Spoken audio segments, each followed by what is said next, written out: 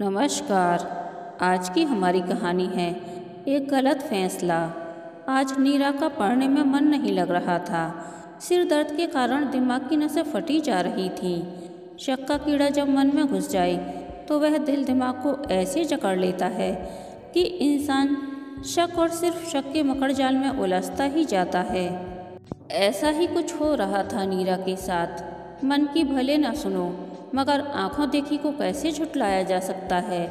नीरा का मन लाख कहे कि समीरा तेरी छोटी बहन है, तुझसे 10 वर्ष छोटी है, उसका दुनिया में तेरे सिवाय कोई नहीं है।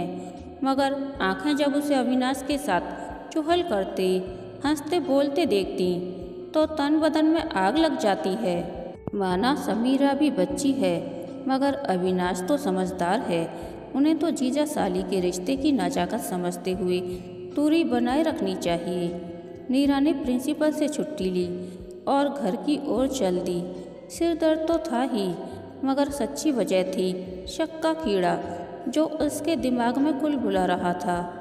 अविनाश 3 दिन के टूर के बाद आज सुबह ही आए हैं। समीरा की डिप्रेशन लीव चल रही है। सारा दिन दोनों अकेले रहेंगे। कहीं कुछ कर बैठे तो जो बात इतने महीनों से सिर्फ शक थी, उसे आज सबूत के रूप में देखने के लिए नीरा उतावली हो रही थी। आज सारा किस्सा खत्म हो जाएगा। नीरा ने ठान लिया था, आज मैं समीरा को घर से धक्का देने में जरा भी हिचकिचाऊंगी नहीं। मैं भूल जाऊंगी मेरी माँ ने मरते समय 9 वर्ष की मासूम समीरा का हाथ मेरे हाथ में देकर मुझसे वादा लिया था कि मैं माँ की तरह इसका पालन पोषण करूंगी, और मैंने किया भी। मुझे कभी निसंतान होने का मलाल नहीं हुआ। मैंने 19 साल की उम्र में इसकी माँ बनकर दिखाया। मम्मी पापा के एक्सीडेंट का इस मासूम पर इतना गहरा असर पड़ा था कि यह बुरी तरह सहम गई थी। मैंने और अविनाश ने उसे इस सदमे से उबारने में कोई कसर नहीं छोड़ी थी। मुझे क्या मालूम था कि यह मुझे ही सदमा देने वाली है। नीरा ने ऑटो रिक्शा घर से कुछ दूरी पर ही रोक दिया। घर का मुख्य द्वार खुला था। उसे खुशी हुई कि वह बिना आवाज़ किए चुपचाप बेडरूम तक पहुंच जाएगी। उसने धीरे से पर्दा सरकाया। टीवी पर कोई फिल्म चल रही थी। अविनाश और समीरा एक ही सोफे पर बैठे हंसते हंसते एक दूसरे पर गिरे जा रहे थे। हाथ में रखे पॉपकॉर्न इधर उधर बिखरते जा रहे थे। यह दृश्य देखकर नीरा भड़क गई। दिमाग इतना गर्म हो गया था कि उसे पता ही नहीं चल रहा था वह समीरा से क्या बोले जा रही है।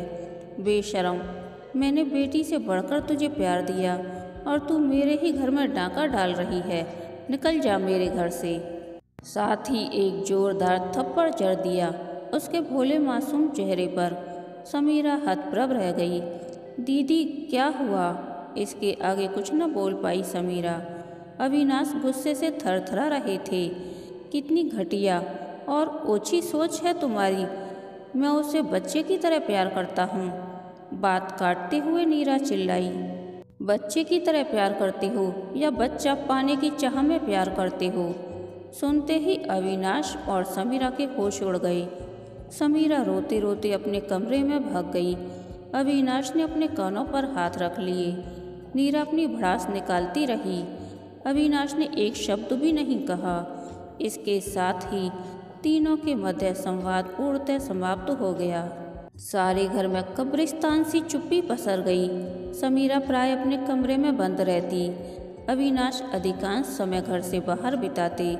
नीरा निश्चिंत थी कि उसने अपने घर को बचा लिया है। उसने निश्चय कर लिया था कि 18 की होते ही समीरा का विवाह करके इस समस्या को जड़ से ही उखाड़ फेंकेगी। लेकिन काल के पिटारे में कितने नाग बंद हैं वह नहीं जानती थी। इस बात को लगभग 15 दिन हो गए थे। गुस्से का उफान धीरे धीरे कम हो रहा था। अविनाश 1 हफ्ते के लिए टूर पर गए थे। समीरा की आज पहली परीक्षा थी। कहीं सोती न रह जाए यह देखने के लिए नीरा समीरा के कमरे में गई तो समीरा के बिस्तर पर एक लेटर पैड पड़ा देखकर चौंक पड़ी, जिस पर लिखा था, मैं घर छोड़कर जा रही हूँ। मुझे ढूंढने या पुलिस में रिपोर्ट लिखवाने का कष्ट मत करना। नीरा को तो जैसे होश उड़ गई। अविनाश को फ़ोन किस मुंह से करती। परीक्षा का समय समाप्त होने पर उसके करीबी मित्र को फ़ोन लगाया। बहुत मिन्नत के बाद उसने बताया कि समीरा परीक्षा देने नहीं आई, उसने तो शादी कर ली है, एक राजीव नाम के 32 वर्ष के युवक के साथ। उसी ने बताया कि नेट पर उसकी दोस्ती हुई थी उसके साथ। सुनकर दुख से अधिक गुस्सा आया नीरा को। यह नेट और मोबाइल पर 4 दिन की खुसुर फुसुर वाली बेमेल शादियाँ कहीं टिकती हैं भला? अपने को स्मार्ट समझ रही है। यह सिला दिया है मेरी परवरिश का। अरे उसके भले के लिए 2 शब्द कह दिए तो क्या मुंह उठाकर चल देगी और बिना बताए शादी भी कर लेगी? नीरा के मुंह से आह निकल गई, लेकिन उसने अपने मन को समझा लिया। ढूंढने की कोशिश नहीं करेगी तो आ जाएगी अपने आप, किसी सहेली के घर छिपी होगी। लेकिन ऐसा कुछ नहीं हुआ। समीरा तो नहीं लौटी, मगर अविनाश लौटने पर नीरा पर बरस पड़ा। वह समझ नहीं पा रहा था कितना सब कुछ होने पर भी नीरा हाथ पर हाथ धरे कैसे बैठी है। अविनाश ने अपने स्तर पर समीरा को ढूंढने की मुहिम चला दी, लेकिन उसे कोई सुराग न मिला। इस बात को 1 महीना हो गया था। एक रात इंदौर पुलिस स्टेशन से फ़ोन आया कि समीरा ने मुंबई में आत्महत्या करने का प्रयास किया है। आप कपूर हॉस्पिटल विले पार्ले पहुँचो। खबर सुनते ही दोनों के होश उड़ गए और वे अगली फ्लाइट से मुंबई पहुँच गए। कपूर हॉस्पिटल पहुंचकर पता चला कि समीरा आईसीयू में भर्ती है तथा जीवन मृत्यु के बीच झूल रही है। तफ्तीश के लिए आए पुलिस वाले ने राजीव के कच्चे चिट्ठे का जो खुलासा किया, उसे सुन दोनों के पैरों तले जमीन खिसक गई। पुलिस वाले ने बताया, राजीव फरार है। उसके मुंबई में कई गैरकानूनी धंधे हैं। सट्टा, मैच फिक्सिंग और ड्रग्स का धंधा भी चलाता है। इंटरनेट पर लड़कियों से दोस्ती कर शादी रचाता है, बाद में धंधे में डाल देता है। डांस बार की लड़की से इसका पता निकाला, घर गया तो वो लड़की, क्या नाम है? हाँ समीरा। हाँ समीरा बरामद हुई। उससे कुछ नहीं मालूम था। उसको पुलिस स्टेशन चलने को बोला तो 2 मिनट में आती बोल के अंदर गई और जहर खा लिया। हम ही उसको इधर हॉस्पिटल लाया। नीरा फफक फफक कर रो रही थी और बार बार अविनाश से माफ़ी मांग रही थी। अविनाश, मैं तुम दोनों की गुनहगार हूँ।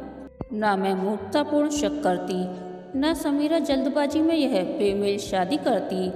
अविनाश आहत स्वर में बोला, नीरा, मैं समीरा को अपनी बच्ची की तरह प्यार करता था ताकि उसे पिता की कमी महसूस ना हो, पर तुमने तो गलत अर्थ ही निकाल लिया।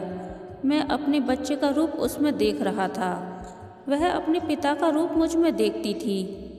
उम्र में बहुत अधिक अंतर होने की वजह से उसने बड़े सहज रूप से मुझे पिता के स्थान पर रख दिया था। समझने की कोशिश करो, जैसे ही तुमने मुझे उसकी ज़िंदगी से हटाया, उसने अपने से इतनी अधिक उम्र के व्यक्ति से ब्याह रचा लिया। उसके अंदर की तड़प को समझो। वह फादर फिगर ढूंढ रही थी और अचानक जब पुलिस ने खुलासा कर दिया कि वह इतना बड़ा क्रिमिनल है, तो उसे धक्का लगना स्वाभाविक था। उसका विश्वास चकनाचूर हो गया। उसका खुद पर से विश्वास उठ गया। उसे लगा होगा कि जीवन में कुछ बचा ही नहीं है। शायद यही सोचकर उसने अपने जीवन का अंत करने का प्रयास किया होगा। नीरा के तो आंसू थमने का नाम नहीं ले रहे थे। उसे चुप कराते हुए अविनाश बोला, देखो, बीती बातों पर रोने का कोई फ़ायदा नहीं है। बाकी सब बातें छोड़कर पुलिस से इजाज़त लेकर समीरा को घर ले जाने की तैयारी करो। हमें समीरा को एक बार फिर शारीरिक और मानसिक रूप से स्वस्थ करना है और उसमें इतनी हिम्मत पैदा करनी है कि वह आने वाली मुसीबतों का सामना बहादुरी से कर सके। फिक्र मत करो, हम दोनों उसके साथ चट्टान की तरह खड़े हो जाएंगे। अविनाश के मुंह से यह वाक्य सुनकर नीरा भाव विहल हो गई।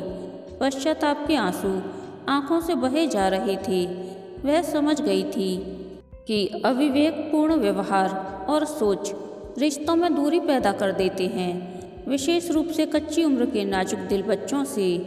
नीरा अविनाश को नहीं मालूम था कि समीरा होश में आ चुकी है और उन दोनों की बातें सुन रही है। उन दोनों को अपने पास देखकर जैसे समीरा की मृत प्राय काया में किसी ने जान फूंक दी। आज उसे महसूस हो रहा था कि अपनों का प्यार कितना बड़ा संबल होता है। जिंदगी में सही फैसले कितने ज़रूरी होते हैं। एक गलत फैसला जिंदगी को नरक बना देता है। कहानी के अंत तक बने रहने के लिए धन्यवाद। यह कहानी आपको कैसी लगी प्लीज़ कमेंट करके बताइए।